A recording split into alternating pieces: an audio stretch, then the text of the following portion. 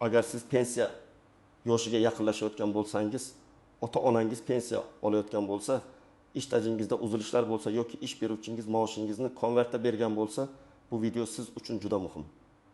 Chunki pensiya masalasida bitta kichik xato ham oyma-oy oladigan pulingizga ta'sir qilishi mumkin. Bugun men sizga aniq qilib tushuntiraman. Pensiya jamg'armasiga murojaat qilish kerakmi? Qachon murojaat qilish kerak? Kimlar albatta borib tekshirtirishi kerak? Kerak. Kimlar esa shoshilmasa ham bo'ladi. Videoni oxirigacha ko'ring. Chunki men real hayotdagi holatlar, hujjat masalalari, ish staji, elektron baza, eski mehnat daftarchasi, tug'ilganlik guvohnomasi, arxiv ma'lumotnomalari va pensiya miqdoriga ta'sir qiladigan nozik jihatlarni tushuntiraman. Hozirning o'zida kanalga obuna bo'ling va videoga like bosing. Chunki bu ma'lumot har bir oilaga kerak bo'ladigan amaliy ma'lumot. Avval pensiya masalasi ko'proq qog'oz hujjatlarga bog'liq edi. Odam pensiya yoshiga yetganda mehnat daftarchasini, pasportini, ish joylaridan ma'lumotnomalarni, arxiv hujjatlarini yig'ib pensiya jamg'armasiga borardi. Mutaxassislar hujjatlarni ko'rib chiqardi, ish stajini hisoblar edi, ish haqi bo'yicha ma'lumotlarni tekshirardi va shundan keyin pensiya tayinlanardi. Hozir esa vaziyat ancha o'zgargan. Ko'p ma'lumotlar elektron bazalarda mavjud. Masalan, oxirgi yillardagi ish joylari, ish beruvchi tomonidan to'langan ijtimoiy soliq, jismoniy shaxsning daromadlari. Bandlik bo'yicha ayrim ma'lumotlar davlat axborot tizimlarida ko'rinishi mumkin. Ayrim holatlarda fuqarodan oldingidek juda ko'p hujjat talab qilinmasligi ham mumkin. Lekin bu endi pensiya jamg'armasiga umuman murojaat qilish shart emas degani emas. Men amaliyotda ko'p ko'raman, odamlar hammasi elektron bo'lib ketgan, o'zi hisoblab beradi deb yuradi. Keyin pensiya tayinlanganda miqdori kutilgandan kam chiqadi. Sababini surishtirganda bir ish joyi bazada yo'q, eski staj tasdiqlanmagan, ish haqi bo'yicha ma'lumot noto'g'ri kiritilgan. Ayol kishining bola parvarishi davri hisobga olinmagan, harbiy xizmat davri qo'shilmagan yoki familiya almashgani uchun hujjatlar bir-biriga ulanmagan bo'ladi. Shuning uchun asosiy savol shunday: pensiya jamg'armasiga murojaat qilish kerakmi? Men mutaxassis sifatida shunday deyman. Agar siz pensiya yoshiga yaqinlashgan bo'lsangiz yoki stajingizda murakkablik bo'lsa, albatta murojaat qilish kerak. Faqat pensiya tayinlash kunida emas, oldindan tekshirtirish kerak. Chunki kamchilikni oldindan aniqlasangiz, uni tuzatishga vaqtingiz bo'ladi. Oldingi tizimda pensiya tayinlashda asosiy yuk fuqaroning o'zida edi. Siz qayerda ishlagan bo'lsangiz, o'sha joylardan ma'lumotnoma olib kelishingiz kerak edi. Korxona yopilgan bo'lsa, arxivni izlash kerak edi. Arxiv boshqa tumanda bo'lsa, u yerga so'rov yuborish yoki borib kelish kerak edi. Mehnat daftarchasida muhr tushmagan bo'lsa, yozuv noto'g'ri bo'lsa, ishga kirgan va ishdan bo'shagan sanalar aniq bo'lmasa, bu katta muammoga aylanishi mumkin edi. Hozir elektron tizimlar sababli ko'p narsa yengillashdi. Masalan, oxirgi yillarda rasmiy ishlagan odamning ma'lumotlari ko'pincha bazalarda chiqadi. Fuqaro MyTalkUz orqali ayrim ma'lumotlarni ko'rishi, davlat xizmatlari markaziga murojaat qilishi yoki pensiya jamg'armasi bo'limidan maslahat olishi mumkin. Lekin eski davrlar, ayniqsa 1990 yillar, 2000 yillarning boshidagi ish joylari, kolxoz, shirkat, xususiy korxona, tugatilgan tashkilotlar, yakka tartibdagi tadbirkorlik, chet elda ishlash, norasmiy mehnat kabi holatlar hamon muammoli bo'lishi mumkin. Yana bir muhim o'zgarish, hozir pensiya miqdoriga faqat men falon yil ishlaganman degan gap emas. Balki rasmiy tasdiqlangan staj va rasmiy daromadlar ta'sir qiladi. Ya'ni odam 25 yil ishlagan bo'lishi mumkin. Lekin agar uning 10 yili hujjatda ko'rinmasa, pensiya jamg'armasi uni og'zaki gap asosida qo'sha olmaydi. Davlat organi hujjatga, bazaga, arxiv ma'lumotiga tayanadi. Shuning uchun men har doim aytaman, pensiya masalasini pensiya yoshiga yetgan kuni boshlamang. Kamida 1 yil oldin, yaxshisi 2-3 yil oldin o'z stajingizni tekshirtiring. Ayniqsa 5-20 yoshdan oshganlar uchun bu juda foydali odat. Birinchi navbatda pensiya olish huquqi yosh ish staji ayrim imtiyozli toifalar va qonunchilikda belgilangan shartlarga bog'liq. Umumiy tartibda erkaklar va ayollar uchun pensiya yoshi turlicha bo'lishi mumkin. Shuningdek, ayrim kasblar, nogironlik, boquvchisini yo'qotganlik, imtiyozli sharoitda ishlash kabi holatlar alohida ko'rib chiqiladi. Men bu videoda asosan yoshga doir pensiya va pensiya jamg'armasiga murojaat qilish zarurati haqida gapiryapman. Ikkinchi muhim narsa ish staji. Ish staji deganda faqat men band bo'lganman emas. balki qonun bo'yicha pensiya hisobida inobatga olinadigan davrlar tushuniladi. Masalan, rasmiy mehnat shartnomasi asosida ishlagan davr, ayrim hollarda harbiy xizmat, bola parvarishi bilan bog'liq davrlar. O'qishning ayrim turlari yoki qonunchilikda belgilangan boshqa davrlar bo'lishi mumkin. Lekin har bir davr alohida hujjat yoki elektron ma'lumot bilan tasdiqlanishi kerak. Uchinchi muhim narsa, ish haqi. Pensiya miqdorini hisoblashda rasmiy daromadlar va to'lovlar ahamiyatli. Agar ish beruvchi sizga rasmiy ravishda 1 million so'm ko'rsatib, qolgan 4 million so'mni qo'lda bergan bo'lsa, pensiya hisobida odatda rasmiy qism ko'rinadi. Bu yerda odamlar ko'p afsuslanadi. Ishlagan paytda hozir pulimni olayapman-ku deydi. Lekin pensiya yoshiga kelganda rasmiy maosh past bo'lgani uchun pensiya ham kutilgan darajada chiqmasligi mumkin. Masalan, birinchi holatni olaylik. Akmal aka 8 yoshda. U 3 yildan beri turli joylarda ishlagan. Oxirgi 10 yil rasmiy ishlagan, hammasi bazada bor. Lekin 1935 yildan 2005 yilgacha bo'lgan davrda u bir zavodda ishlagan. Zavod keyin tugatilgan. Mehnat daftarchasida yozuv bor. Lekin muhr xira ishdan bo'shagan sanasi to'liq o'qilmaydi. Akmal aka, men baribir ishlaganman, muammo bo'lmasa kerak deb yuradi. Pensiya tayinlash paytida esa aynan shu 10 yil bo'yicha qo'shimcha tasdiq so'ralishi mumkin. Agar u buni oldindan bilsa, arxivdan ma'lumot olib qo'yadi. Agar oxirgi kuni bilsa, pensiya tayinlanishi kechikishi yoki staj to'liq hisobga olinmasligi mumkin. Ikkinchi holat. Dilbar opa 4 yoshda. U yoshlikda ishlagan, keyin 3 farzandni tarbiyalagan, keyin yana ishga kirgan. Familiyasi turmushga chiqqandan keyin o'zgargan. Mehnat daftarchasida qizlik familiyasi, pasportda hozirgi familiyasi, ayrim hujjatlarda esa otasining ismi boshqacha yozilgan.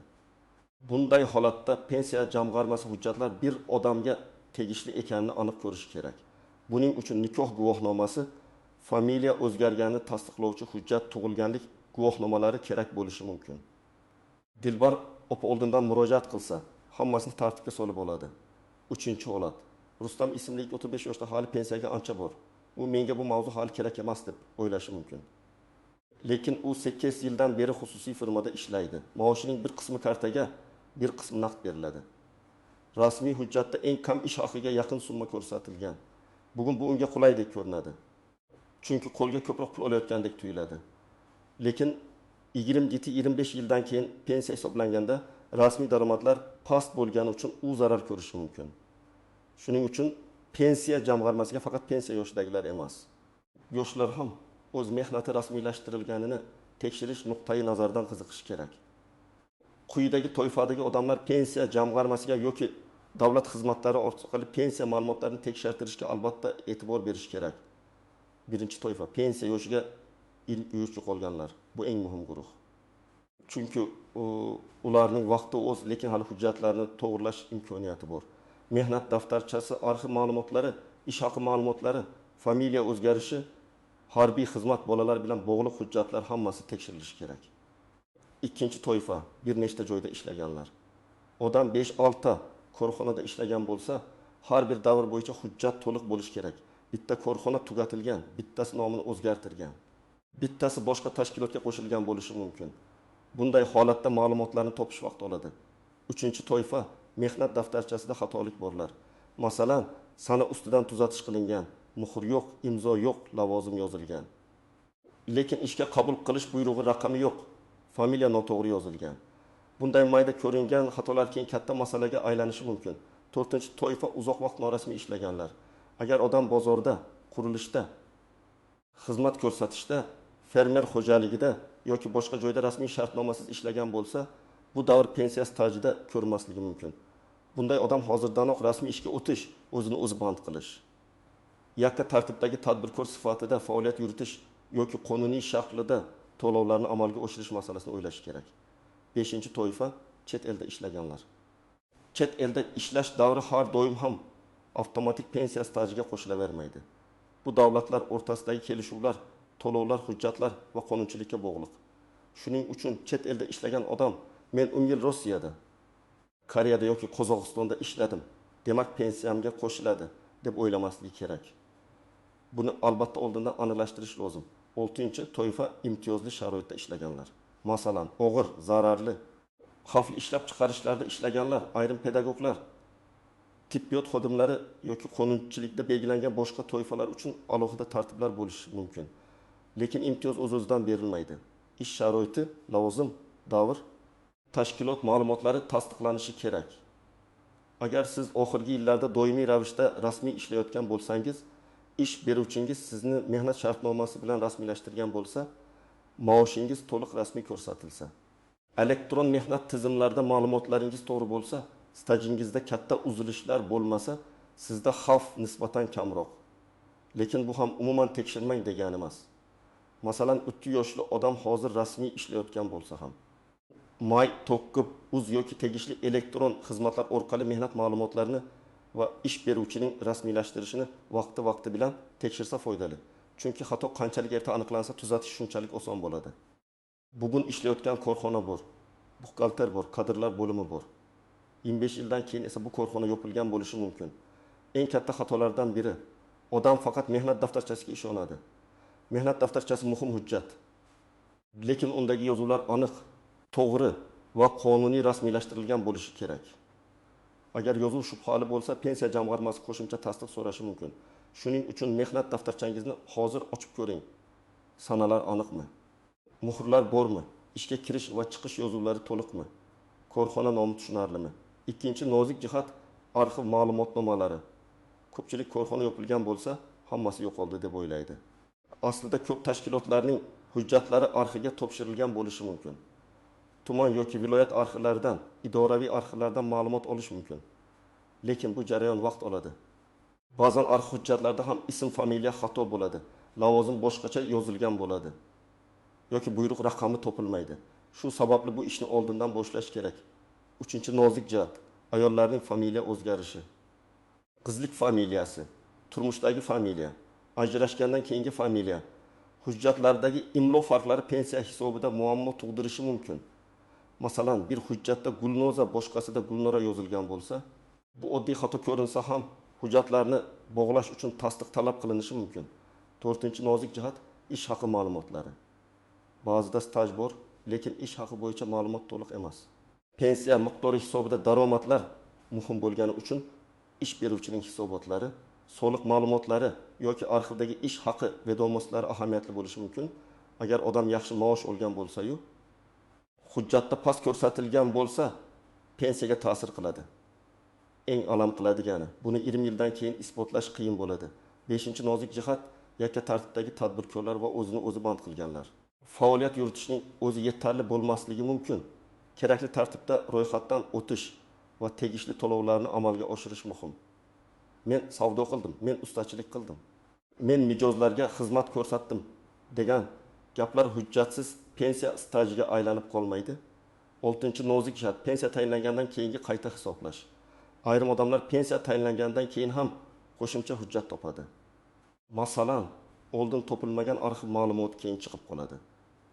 Bunday holatda pensiya jamg'armasiga murojaat qilib, qayta hisoblash masalasini ko'tarish mumkin. Lekin bu har doim ham avtomatik va istalgan davr uchun to'liq qayta to'lab beriladi degani emas. Qonunchilikdagi muddatlar va tartiblar bo'ladi. Shuning uchun eng to'g'ri yo'l pensiya tayinlanishidan oldin hamma hujjatni to'plash. 7-nozik jihat og'zaki maslahat bilan cheklanib qolmaslik. Ba'zan odamlar tanishidan so'raydi. Senga qancha chiqdi? Senda nima so'rashdi? Har bir odamning holati alohida. Bir kishida staj elektron bazada to'lib bo'lishi mumkin. Boshqasida esa yarim staj arxivda yotgan bo'ladi. Shuning uchun o'z holatingiz bo'yicha rasmiy maslahat oling. Endi eng muhim qism, siz nima qilishingiz kerak? Men sizga bosqichma-bosqich aytaman. Birinchi qadam, hujjatlaringizni yig'ing va tartiblang. Pasport yoki ID karta, mehnat daftarchasi, diplom yoki o'qish bilan bog'liq hujjatlar, harbiy bilet, nikoh guvohnomasi, familiya o'zgarganini tasdiqlovchi hujjatlar, farzandlarning tug'ilganlik guvohnomalari, avvalgi ish joylaridan ma'lumotnomalar, arxiv javoblari, tadbirkorlik yoki o'zini o'zi band qilish bilan bog'liq hujjatlar bo'lsa, hammasini bitta papkaga soling. Ikkinchi qadam, mehnat daftarchangizni tekshiring. Har bir ish joyi bo'yicha ishga kirgan sana, ishdan bo'shagan sana, buyruq raqami, lavozim, korxona nomi, muhr va imzoni ko'ring. Agar biror joyda xatolik bo'lsa, hozirgi kunda korxona mavjud bo'lsa, shu korxonaga murojaat qilib tuzatish yoki tasdiqlovchi ma'lumotnoma olishga harakat qiling. Agar korxona yopilgan bo'lsa, arxivga murojaat qiling. 3-qadam. Elektron ma'lumotlaringizni tekshiring. My.gov.uz portalidan, Davlat xizmatlari markazidan yoki tegishli idoralardan o'zingiz haqingizdagi mehnat va pensiya bilan bog'liq ma'lumotlarni ko'rish imkoniyatini aniqlang. Agar sizda elektron raqamli imzo bo'lsa, ayrim xizmatlardan uydan chiqmasdan foydalanish mumkin. Agar tushunmasangiz, Davlat xizmatlari markaziga boring. Mutaxassislar yo'l yo'riq ko'rsatadi. 4-qadam. Pensiya jamg'armasining tuman yoki shahar bo'limiga maslahat uchun murojaat qiling. Siz men pensiyaga chiqmoqchiman deb borganingizda yoki oldindan tekshirtirish uchun murojaat qilganingizda o'zingiz bilan asosiy hujjatlarni olib boring. Mutaxassisdan aniq so'rang. Mening stajimda qaysi davrlar ko'rinmoqda? Qaysi davrlar bo'yicha qo'shimcha hujjat kerak? Ish haqi ma'lumotlari to'liqmi? Familiya o'zgarishi bo'yicha muammo yo'qmi? Arxiv ma'lumoti talab qilinadimi? 5-qadam. Agar hujjat yetishmasa, darhol izlashni boshlang. Ish joyi mavjud bo'lsa, kadrlar bo'limi yoki buxgalteriyadan ma'lumotnoma so'rang. Korxona tugatilgan bo'lsa, uning hujjatlari qaysi arxivga topshirilganini aniqlang. Tuman hokimligi arxiv bo'limi, soliq organlari yoki tegishli tashkilotlar orqali izlanish kerak bo'lishi mumkin. Murojaatni yozma qiling. Chunki yozma murojaatga yozma javob olasiz. Bu keyinchalik sizga dalil bo'ladi. 6-qadam. Ish beruvchingiz sizni rasmiylashtirganini hozirdanoq tekshiring. Agar siz hozir ishlayotgan bo'lsangiz, faqat maosh olayotganingizga qarab xotirjam bo'lmang. Mehnat shartnomangiz bormi? Buyruq chiqqanmi? Elektron tizimga kiritilganmisiz? Maoshingiz to'liq rasmiy ko'rsatilyaptimi? Soliq va ijtimoiy to'lovlar bo'yicha ma'lumotlar aks etayaptimi? Bularni tekshiring. Bu nafaqat pensiya, balki mehnat huquqlaringiz uchun ham kerak.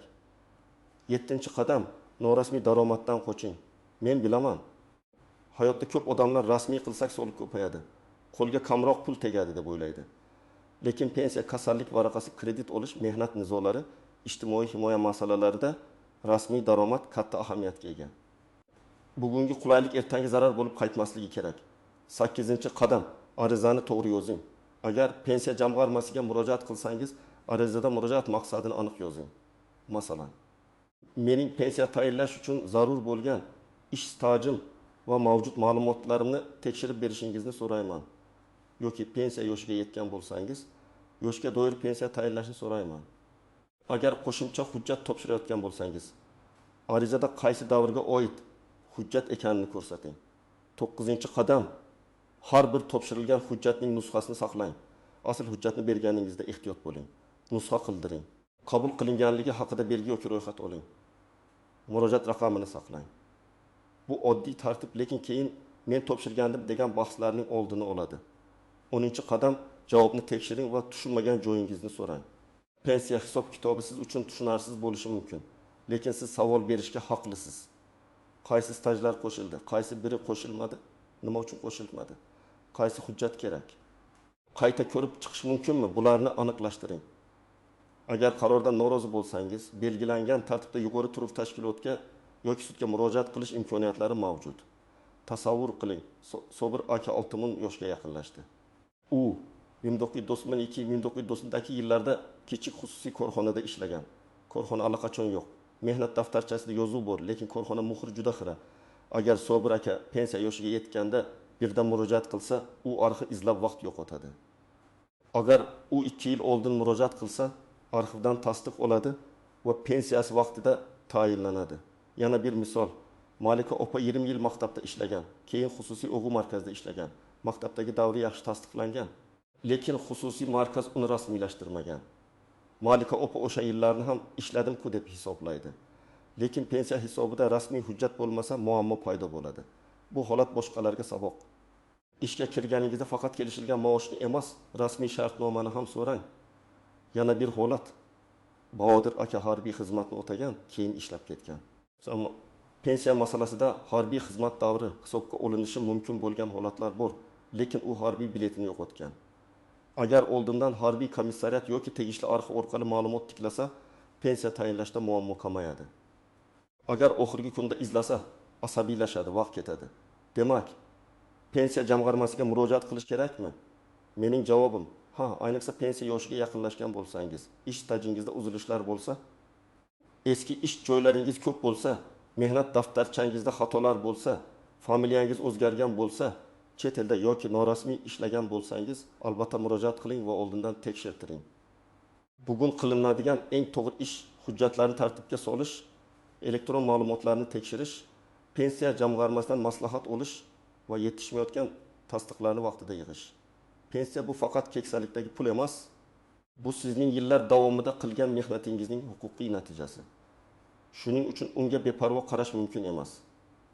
Agar sizda pensiya, ish staji, mehnat daftarchasi yoki arxiv hujjatlari bo'yicha savol bo'lsa, izohlarda yozing. Sizning holatingiz boshqalarga ham foydali misol bo'lishi mumkin. Videoga like bosing, kanalga obuna bo'ling va yaqinlaringizga ham yuboring. Chunki bu mavzu har bir oilaga tegishli.